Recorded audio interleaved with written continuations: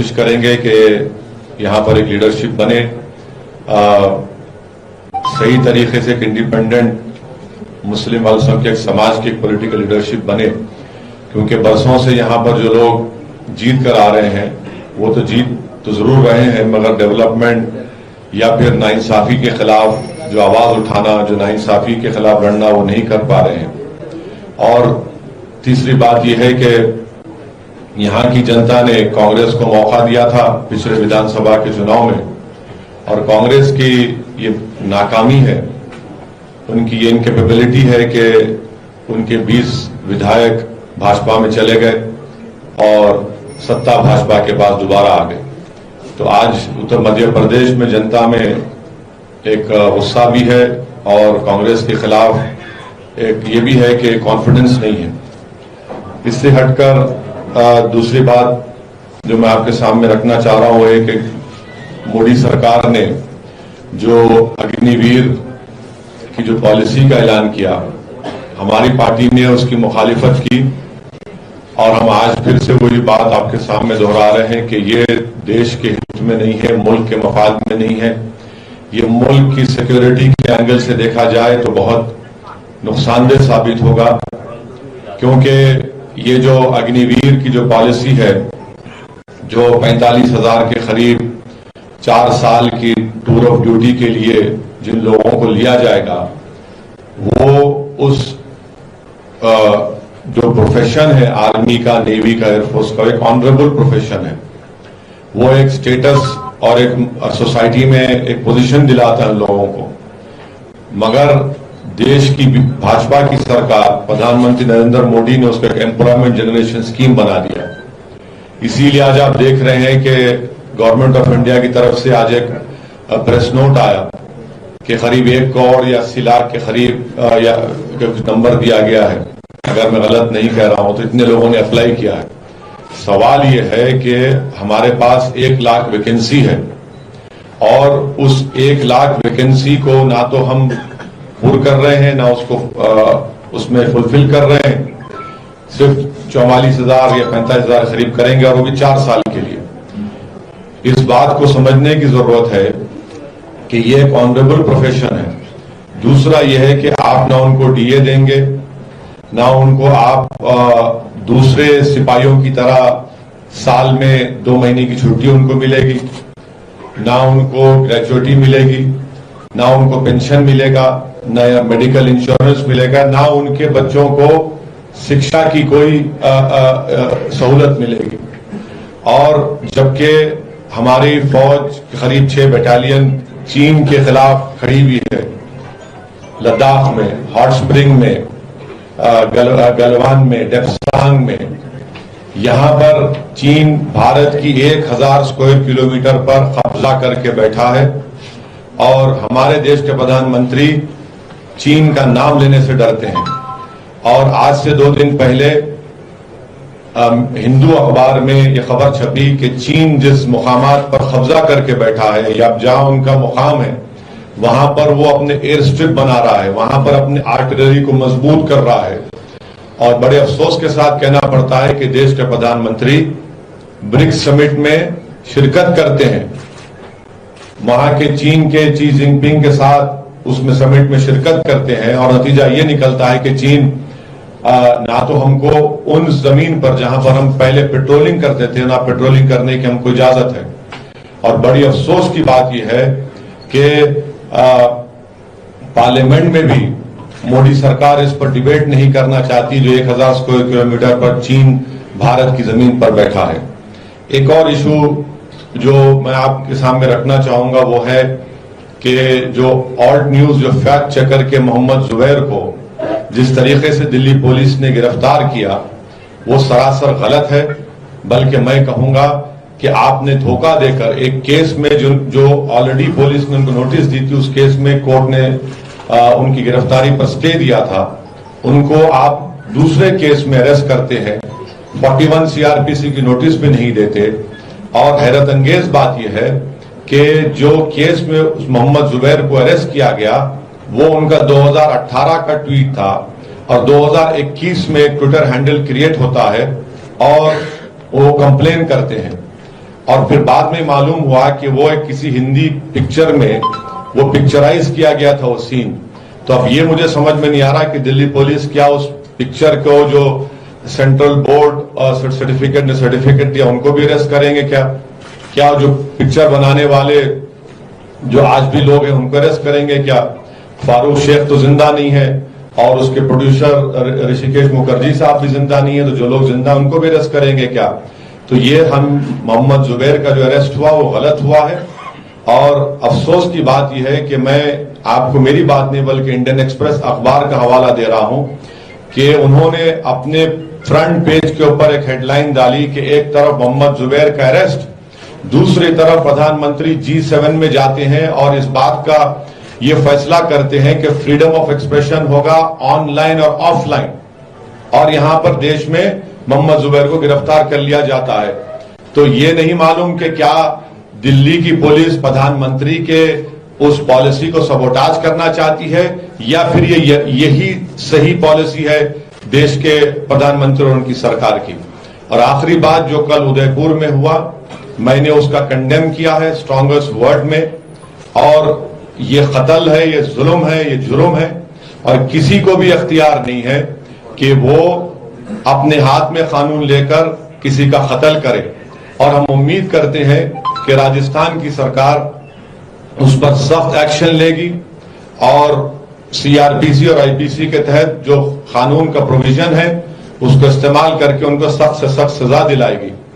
मैं ये मानता हूं कि राजस्थान की पुलिस अगर थोड़ा चौकस रहती तो ये वाकया नहीं होता, क्योंकि आज मीडिया और प्रिंट मीडिया में मुझे पढ़ने का मौका मिला कि कन्हैया लाल को जो टेलर हैं जिनकी हत्या कल की गई इन दो जालिमों ने किया, तो उनको तो पहले अरेस्ट किया गया था, फिर वो बेल पर निकल कर आए, फिर उनको बंद करिए फोन को जरा, उनको धमकियां मिल रही थी और उस पर दोनों समाज के लोगों को बिठाकर बातचीत भी हुई थी।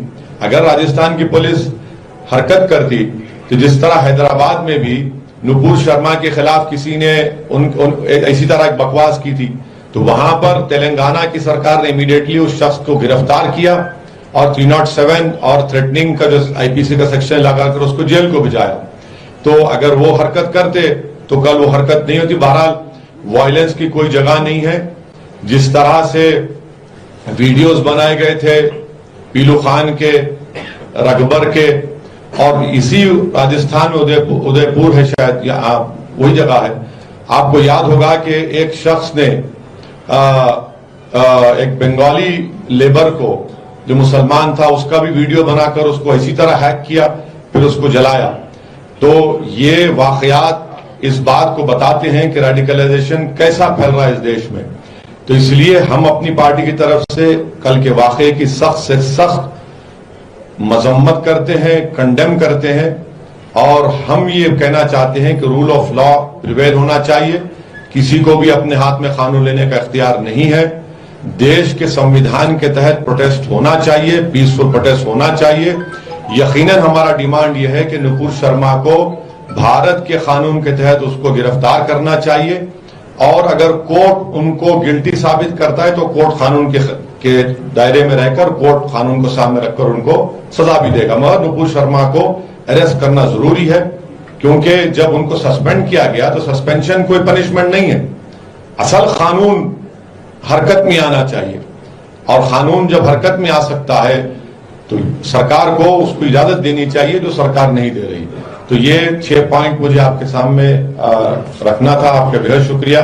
अगर आपके कोई सवालात है तो आप एक के बाद एक आराम से। मैं कहीं नहीं जा। आप इसे मैच कत्ल इसको जो बता रहे हैं, इसको बार बार कहा जा रहा है कि एक आतंकी पूरी घटना है। हाँ बिल्कुल। जिस तरह से पीलू खान को मारा गया वो भी आतंक है, जिस तरह से अखलाक को मारा गया वो भी आतंक है, जिस तरह वहां पर जो राजस्थान में जो हत्या हुई थी वो भी आतंक है, ये भी आतंक है, सब आतंक है। क्योंकि अब आप जब वीडियो बनाकर किसी का कत्ल करते हैं तो आप आतंक है, तो ये सब वाकयात आतंक है।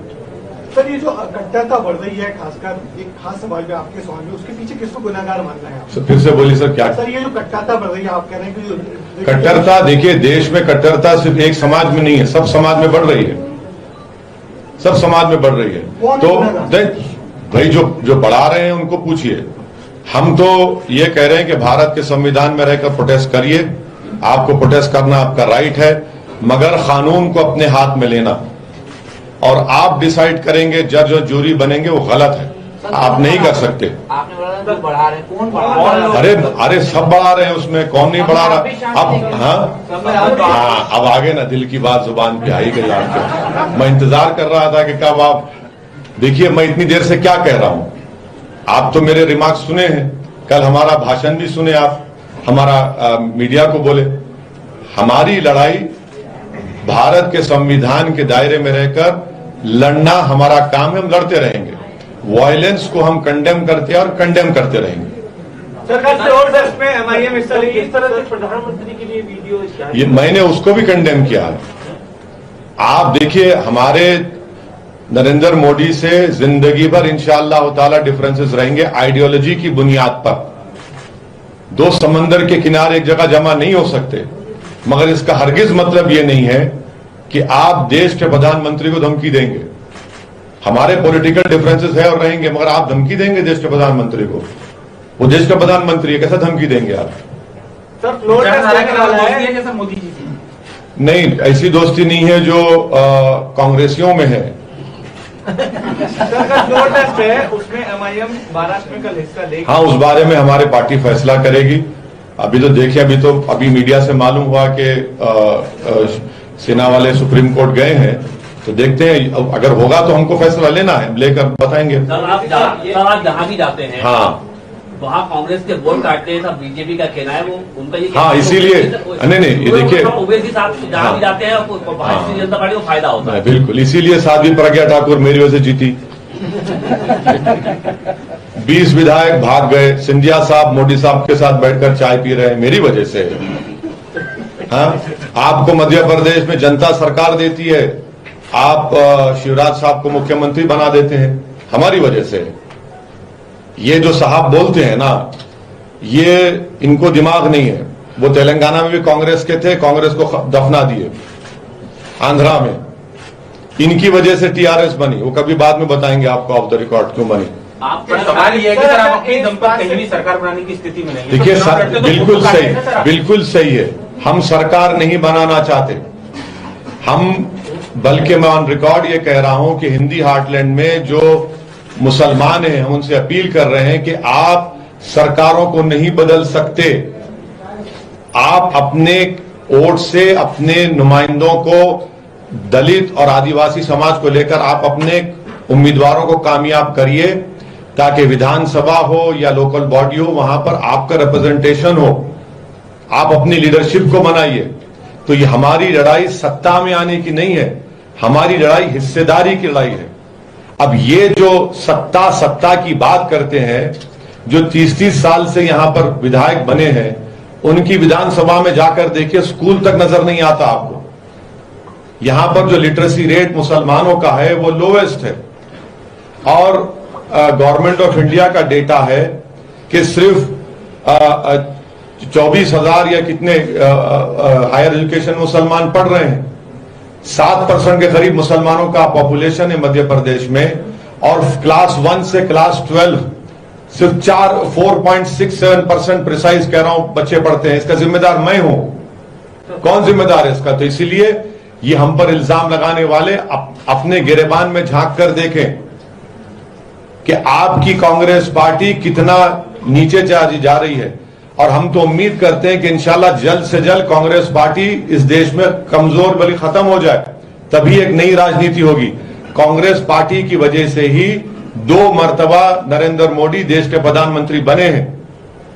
हम सिर्फ 3 लोकसभा की सीट पर लड़े, बोलने के लिए तो बहुत है। इनको डर इस बात का है कि देश का मुसलमान अगर पॉलिटिकल लीडरशिप और पॉलिटिकल रिप्रेजेंटेशन की हिस्सेदारी की बात समझ लेगा, तो इनकी जो बची कुची राजनीति वो भी खत्म हो जाएगी।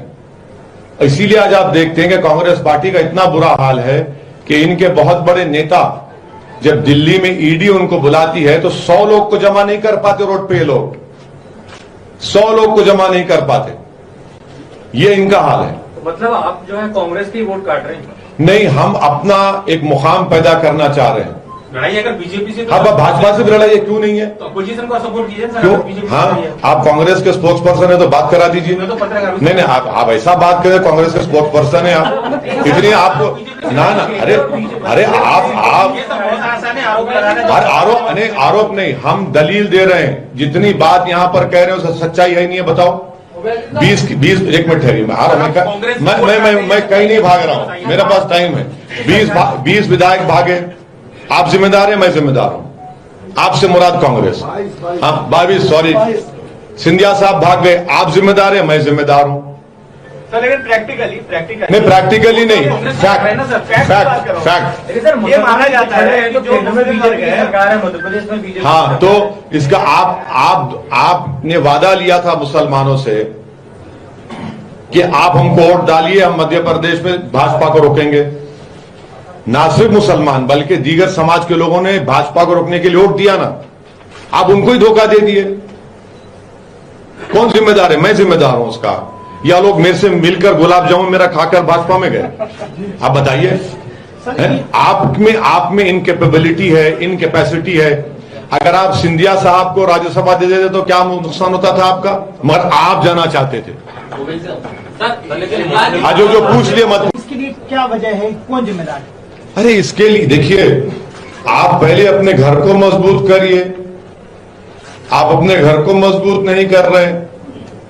आप महाराष्ट्र की बात कर रहे हैं, महाराष्ट्र में आपने स्पीकर क्यों नहीं बनाया? स्पीकर बना देते ना, आप स्पीकर बना देते, आप डिप्टी स्पीकर पर चला रहे हैं। अब अच्छा आपने सवाल किया, अब शिवसेना के लोग भागे, मैं जिम्मेदार हूं क्या उसका? आप बताइए।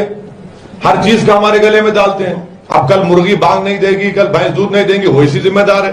ये तो कोई बात तो नहीं है ना। ओवैसी साहब, आपने उदयपुर की घटना को कंडेम किया, एक मिनट, आपने जो उदयपुर की घटना उसको कंडेम किया है। अब आप क्या जो विवश घटना हुई है जिनका सभी देश उसको कंडेम कर रहा है, आपने उसको अप्रिशिएट किया है कि आप माफी की मांग करेंगे। दूसरा, आपके जो लीडर हैं इम्तियाज अली, सुनिए, आप एक बात देखिए, आप गलत सवाल कर रहे हैं। मैं बड़ी माजरत से आपसे अर्ज कर रहा हूं। इम्तियाज जलील साहब ने जो बात कही है, आपको मैं इंडियन एक्सप्रेस के जनाब जीशान शेख की रिपोर्ट पढ़ी है, जिसमें इम्तियाज जलील साहब ने यह कहा कि यह हो ही नहीं सकता, भारत एक बनाना रिपब्लिक नहीं है। और हमने एज ए पार्टी प्रेसिडेंट हमने कहा कि नुपुर शर्मा को भारत के कानून के तहत अरेस्ट करना चाहिए और कोर्ट कानून के तहत अगर सजा देगा तो सजा देगा। ये हमारी पार्टी का ऑफिशियल लाइन है।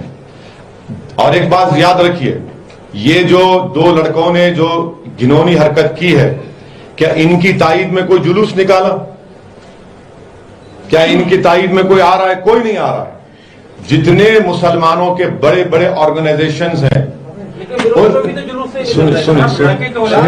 सुनिए, सुन तो लीजिए। अरे आप इतना बेचैन क्यों हो रहे हैं? सर, नुपुर शर्मा अगर गिरफ्तार नहीं होंगी तो ऐसी घटनाएं होती रहेंगी क्या? मैं कह रहा हूं क्या?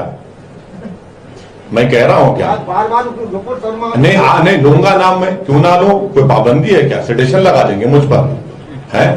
क्यों नहीं होगा? जब आप मोहम्मद जुबैर को गिरफ्तार कर सकते हैं। हम ये कह रहे हैं कि आप सस्पेंशन पनिशमेंट नहीं है, कानून को एक्टिव करिए ना। कानून है ना, कानून को आप इस्तेमाल करिए। आप क्यों बचा रहे हैं उनको? सरकार बचा रही है, मोदी सरकार उनको। रोकने के लिए आपका सजेशन देते हैं? कट्टरपंथ को रोकने के लिए यह है कि सत्ता में चाहे कोई भी रहे, वो कानून का इस्तेमाल सिलेक्टिव ना करे। जो गुनाह करता है, गलती करता है, कानून का इस्तेमाल करें आप। जब कानून का इस्तेमाल सही तरीके से हो जाएगा तो कट्टर जो एक्सट्रीमिज्म है वो खुद ब खुद खत्म हो जाएगा। अगर आप सिलेक्टिव एप्लीकेशन ऑफ लॉ करते रहेंगे तो इन लोगों को अपना एक्सट्रीम व्यू पॉइंट रखने के लिए अनाप शनाप बकते रहेंगे। भाई धर्म संसद नहीं हुआ था क्या? कितने दिनों के बाद कोर्ट को जाने के बाद तो उसको एक्शन लेना पड़ा उन लोगों पर। सर, क्या आप मानते हैं कि धर्म की राजनीति देश में चल रही है? तो धर्म की बिना पर पॉलिटिकल पार्टी देखिए जी, धर्म की बिना पर पॉलिटिकल पार्टी चला। देखिए 80-20 की बात तो मैं नहीं किया, कब्रिस्तान शमशान की बात तो मैं नहीं किया, और किसी को बगैर नोटिस दिए खरगोन और सेंधवा में घर तोड़ दिए गए, और उसमें एक वसीम शेख जिसके हाथ कटे हुए हैं उसका दुकान तोड़ दिए, जिसको प्रधानमंत्री आवास ग्रामीण योजना में घर मिला उसका घर तोड़ दिया गया। ये कौन कर रहा है? आप सत्ता में है तो प्रिंसिपल्स ऑफ नेचुरल जस्टिस को फॉलो करिए, नोटिस दीजिए, नोटिस का जवाब कबूल करिए। आप ही तो बढ़ावा दे रहे हैं इन चीजों को। और दूसरी बात, मध्य प्रदेश में मुझे मुकाम याद नहीं आ रहा जहां पर एक लड़की ने जो 18 साल से ज्यादा उम्र की थी उसने अपने पसंद से एक लड़के से शादी की, तो वहां के डीएम साहब ने उस लड़के के पिता का घर तोड़ दिया और कहा कि एंटी नेशनल है, और वो लड़की को जबलपुर कोर्ट जाकर प्रोटेक्शन लेना पड़ा अपने लिए और अपने ससुराल वालों के लिए। ये कौन करता है बताइए आप क्या मैसेज देना चाह रहे हैं? एक्सट्रीमिज्म इससे नहीं बढ़ेगा तो क्या बढ़ेगा बताइए आप कानून को इक्वली अप्लाई करिए ना। और अगर इलीगल के नाम पर तोड़ा जाएगा तो मैं आपको गारंटी से कह रहा हूं, दिल्ली छोड़िए, भारत के जितने बड़े बड़े शहर हैं मोर देन 70% इलीगल निकलेगा। तोड़ेंगे क्या आप लोग? सरकार तोड़ेगी क्या उनको? 70% इलीगल निकलेगा पूरा। तो ये भी तो आप बढ़ावा दे रहे हैं ना इस नफरत को। तो इसको इसलिए हम कह रहे हैं कि रूल ऑफ लॉ सुप्रीम है, उसका इंप्लीमेंटेशन होना चाहिए बस। सर महाराष्ट्र सरकार औरंगाबाद का नाम बदलने जा रही है। आपकी जो पार्टी है, आप नेता है, आपके दूसरे भी नेता हैं, आपको लगता है कि आप लोग बीजेपी का विरोध करते करते कब हिंदुत्व का विरोध करने लग जाते हैं, हिंदुओं का विरोध करने लग जाते हैं? देखिए, मैं आप सुनिए, हिंदुत्व का विरोध करना क्योंकि वो आइडियोलॉजी सावरकर की लिखी हुई है, जिसमें सावरकर ने हिंदुत्व के बारे में कहा था कि होली लैंड और मदरलैंड का जिक्र सावरकर ने किया। अगर आप वो किताब पढ़ेंगे गोलवालकर की, we the people nation defined, जिसमें उन्होंने उसका और खुलासा किया, तो हम उस आइडियोलॉजी के खिलाफ हैं। हम यकीनन कभी भी हमारे हिंदू भाइयों बहनों के खिलाफ ना थे, ना कभी रहेंगे। वो जो आइडियोलॉजी है आरएसएस की, हम उसके खिलाफ रहेंगे। उसमें गलत क्या है बताइए आप? तो वैसे साहब आपने काफी अच्छी बात की। नहीं, मैं हमेशा अच्छी बात करता हूँ, आपका शुक्रिया आप सर्टिफिकेट देने का। तो एक सवाल मेरा ये था, उसका जवाब भी एक अच्छी बात से करेंगे आप, कि आपने 2013 में यूट्यूब में आप काफी लोकप्रिय हैं, ये भी एक कॉम्प्लीमेंट दे रहा हूँ आपको मैं। अच्छा। तो आपका एक आ रहा है सवाल, आ रहा है आ रहा है, मैं इंतजार कर रहा हूँ। सर 2013 का आपका एक वीडियो है एक टीवी चैनल में जहाँ आप बहुत पॉपुलर हैं, तो आपने उसमें कहा था कि 2014 का जो चुनाव होगा वो तय करेगा कि देश सेक्युलरिज्म की ओर जाएगा या पोलराइजेशन की ओर जाएगा। तो क्या आपका उसके बाद आगे बढ़ना, मतलब देश 2014 का चुनाव ये तय करेगा कि देश किस तरफ जाएगा, तो आपका आगे बढ़ना क्या ये बता रहा है कि देश पोलराइजेशन की ओर जा रहा है? नहीं, अगर मैं आगे बढ़ता तो मेरे कम से कम 10-15 एमपी होते।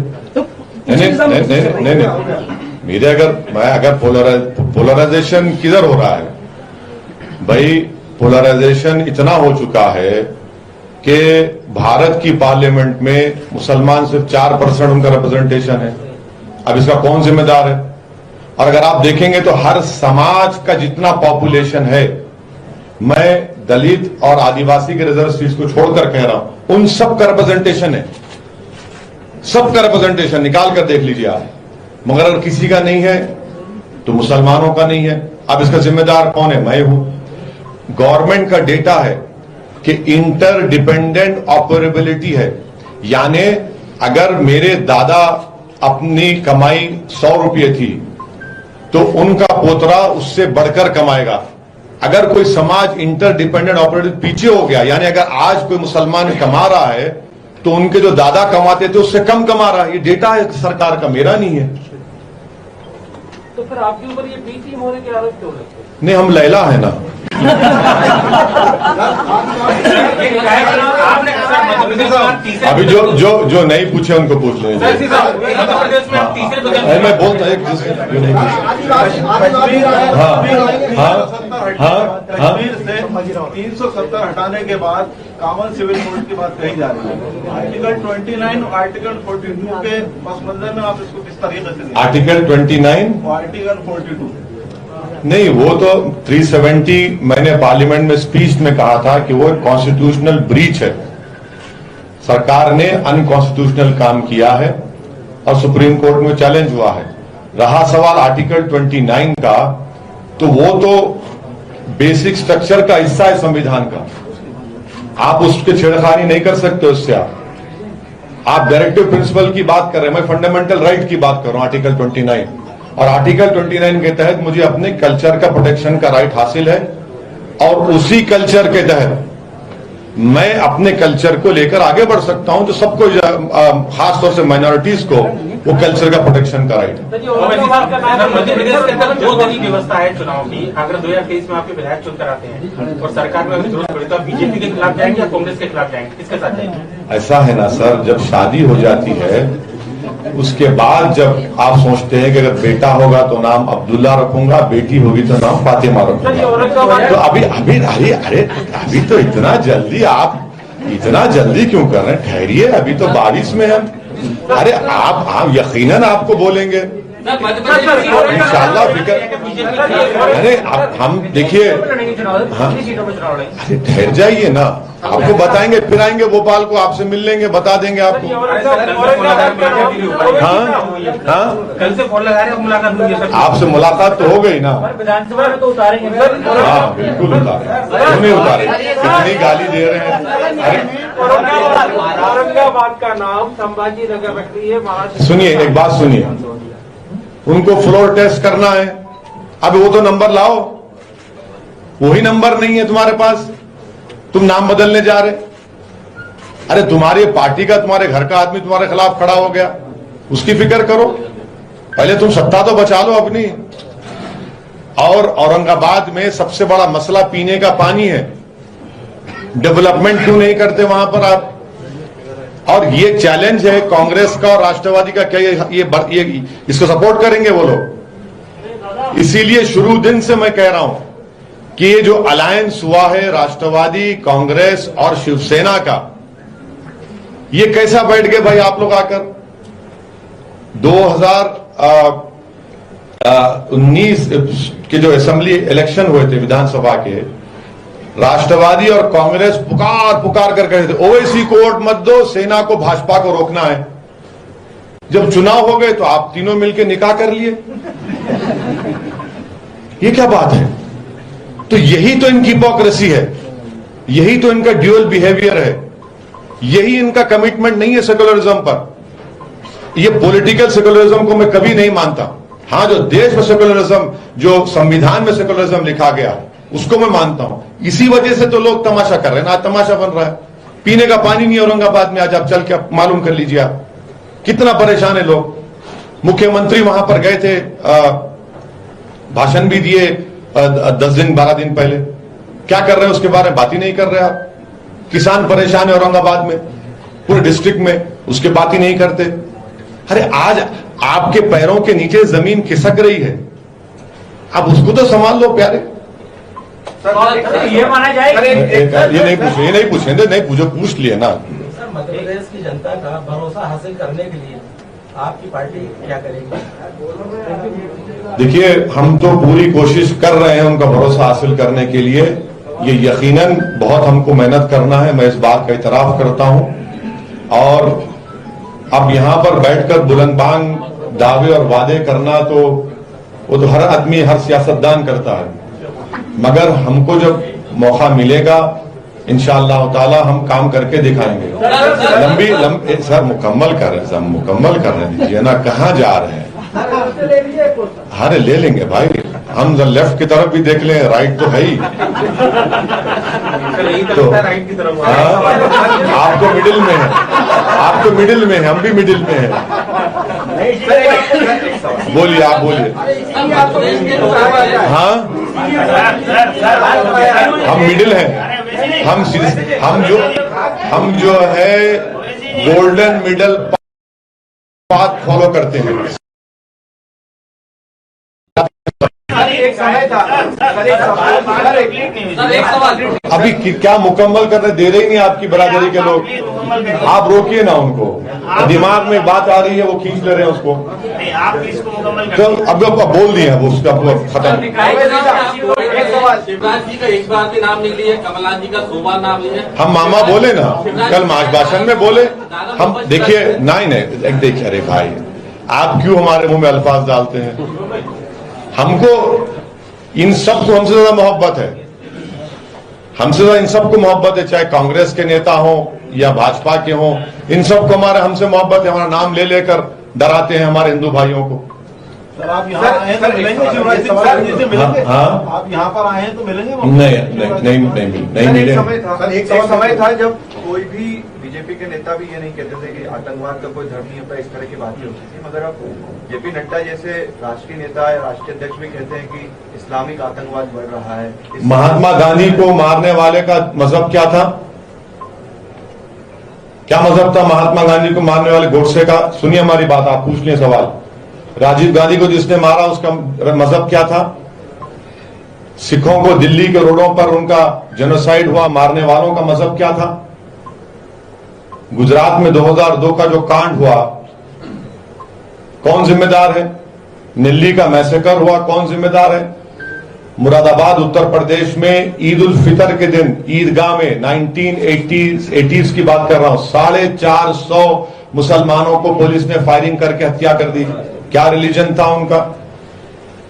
ये जो छत्तीसगढ़ में सीआरपीएफ के लोग जो मारे जाते हैं, मारने वालों का रिलीजन क्या है बताइए?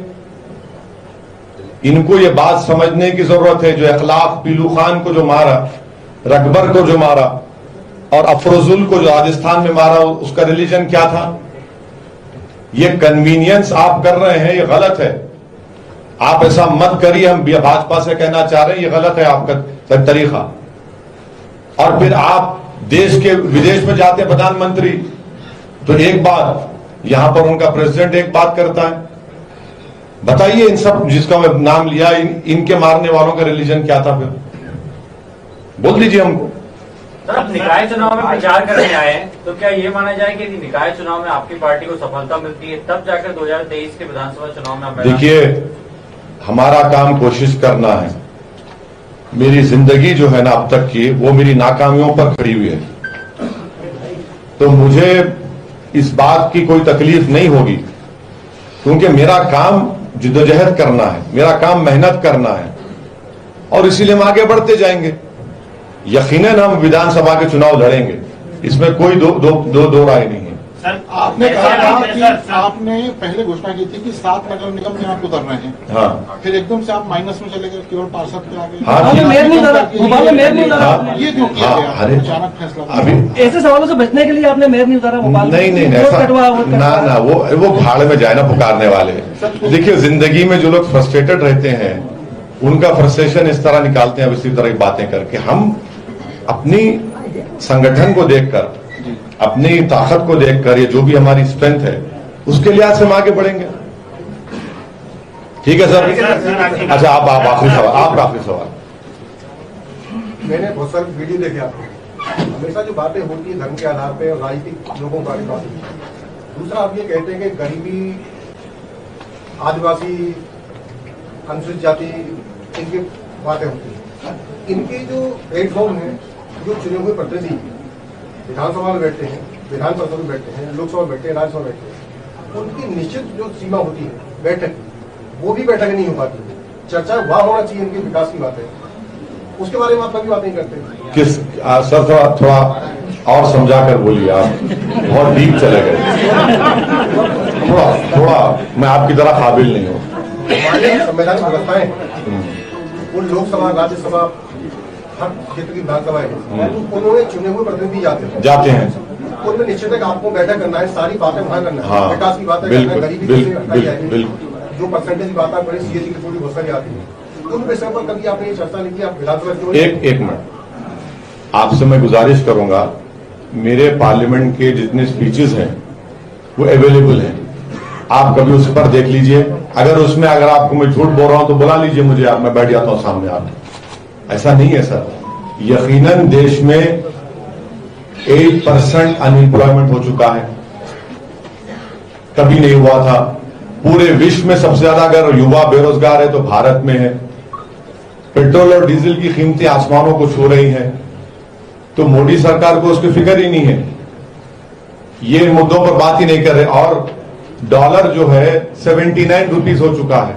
ये चीज सदन में नहीं, अरे बोल रहे हैं ना, आपके सामने नहीं बोल रहे क्या? अभी मध्य प्रदेश की विधानसभा में देखेंगे, पूरा कार्यकाल देखेंगे तो 20 साल का, तो बैठकों अगला देख लीजिए, वह केवल जो बातें होती हैं विकास की कोई बात नहीं, उसके बजट की बात नहीं तो नहीं, देखिए हमारा नहीं, तो इसीलिए हम कह रहे हैं कि अब नए विधायक को लेकर आइए जो ये बात करेंगे। मध्य प्रदेश कभी मिलकर चुनाव लड़ेंगे? हाँ, केजरीवाल जी मध्य प्रदेश आ रहे हैं, उनसे मिलकर कभी चुनाव लड़ेंगे? पहले हम अपना घर सही कर ले, हम अपना काम सही करेंगे। जब विधानसभा का चुनाव आएगा तो आप दोनों की जो दिल की ख्वाहिश है जब बयान कर देंगे। केजरीवाल जी से आइडियोलॉजी में आप, हाँ, केजरीवाल से सहमत है? उनकी राजनीति की आइडियोलॉजी बिल्कुल नहीं है, बिल्कुल नहीं है, बिल्कुल नहीं है। कांग्रेस के बीजेपी से थोड़ा बहुत प्रभावित कौन?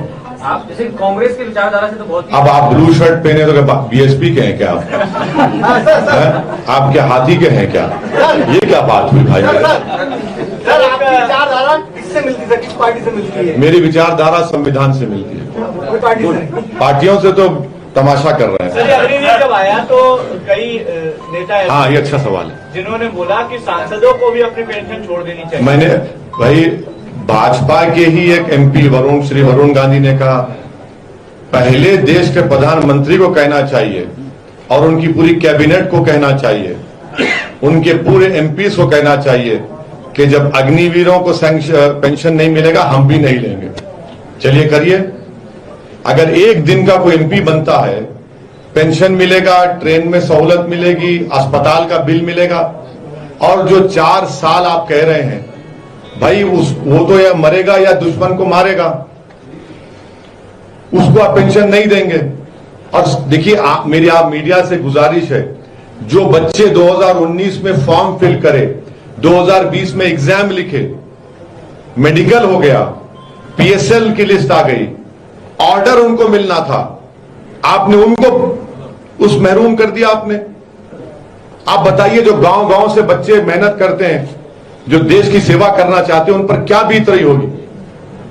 तो ये बिल्कुल गलत है, बिल्कुल। ये अग्निवीर की पॉलिसी देश के हित में नहीं है।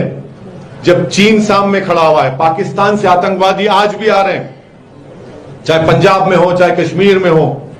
हम आज भी देख रहे हैं कि कश्मीर में पंडितों को मारा जा रहा है, कश्मीर में पंडित भाग के जाना चाह रहा है, आतंकवादी रोज कत्ल कर रहे हैं। तो ऐसे माहौल में इस तरह का, अच्छा और एक बात सुनिए, जब कोई आर्मी में जाएगा, आप कह रहे हैं कि अग्निवीर रहेंगे, जो ऑलरेडी जो फौजी है 2 ऐसा रहेंगे मेरे भाई, एक को तो पूरा डीए मिलेगा, ग्रेजुएटी मिलेगी, पेंशन मिलेगा, मेडिकल मिलेगा, बच्चों को स्कूल मिलेगा, और दूसरे को कुछ नहीं मिलेगा। और एक बात सुनिए, ऑल हर स्टेट का एक कोटा होता है, आप उसको बर्खास्त कर रहे हैं, फौज में इंबैलेंस पैदा कर देंगे आप। कैसा कि ये देश के हित में है, रेजिमेंट है, गोरखा रेजिमेंट है, क्या उसमें कोई तमिलियन या कोई हैदराबादी जा सकता है गोरखा रेजिमेंट में? नहीं जा सकता है, उसकी खूबसूरती है। आप फौज में इंबैलेंस पैदा कर रहे हैं, जो हमारी फ्यूचर में डेमोक्रेसी के लिए ठीक नहीं होगा।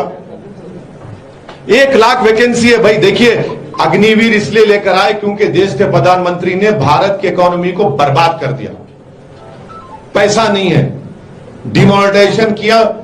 अजीम प्रेम जी यूनिवर्सिटी ने कहा कि डिमोनेटाइजेशन 50 लाख लोगों की नौकरी गई, जीडीपी खत्म हो गया है, कलेक्शन आपका बताइए क्या है। इसीलिए आप अग्निवीर ला रहे हैं, धोखा दे रहे हैं बच्चों को। आप तो बड़े बड़े आंकड़े दे देंगे, 1.5 करोड़ 2 करोड़, मगर 4 साल में क्या होगा बताइए। फौज है ये, नेवी एयरफोर्स में टेक्निकल ट्रेनिंग दी जाती है, 44 वीक्स ट्रेनिंग होती है, आप सिर्फ 24 हफ्ते में करेंगे। क्या तैयार करेंगे आप देश के लिए? इसलिए हम कह रहे हैं देश की सिक्योरिटी में के लिए ठीक नहीं है।